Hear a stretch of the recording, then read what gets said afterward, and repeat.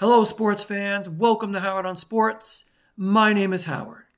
And back in 2018, Laura Ingraham, who was a conservative commentator, said to LeBron James, "Shut up and dribble." Now, that's very disrespectful. And I don't really approve of her saying that.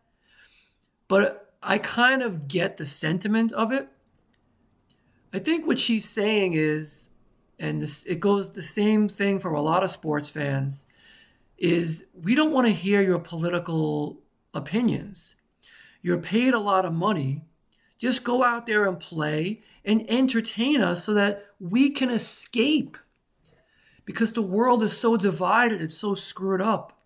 And sports are supposed to be an escape.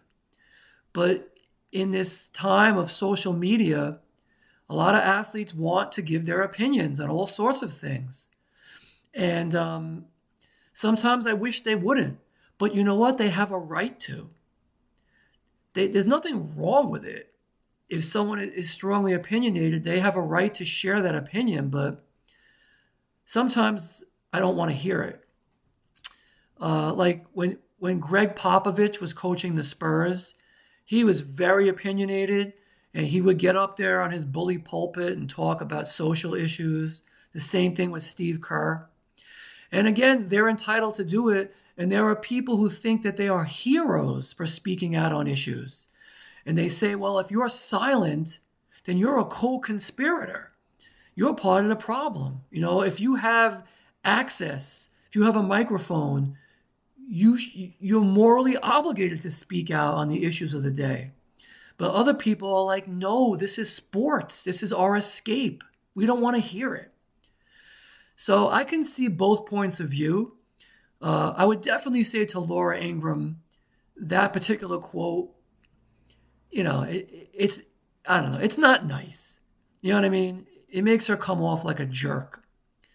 But I defend the sentiment. Do I really want to hear LeBron James talking about politics? Not really. I'd much rather watch him play.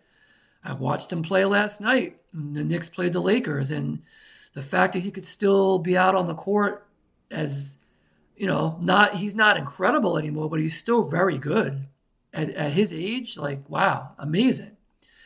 So I respect him as an athlete, and I respect his opinions. I just would rather not hear them, to be honest with you. But again, it's his right to say what he wants to say. Same thing when it comes to religion. Sometimes people are like, I don't want to know about your religion. I don't want you to thank God after a game. But the truth is, if you're a religious person, why would you not thank God after a game? It's a moment, an important moment in your life that means something to you. And, let's say you pray to God every day. So now all of a sudden, when, in the post-game interview, you're going to hide the fact that you believe in God, that you're a religious person. I guess a religious athlete would say, no, I'm not going to hide it. This is a part of who I am. This is a very important part of who I am. So you have to let the athletes be themselves.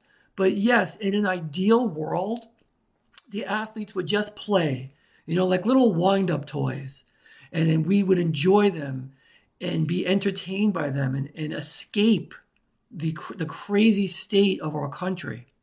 That would be a beautiful thing. But you know what? That's not reality.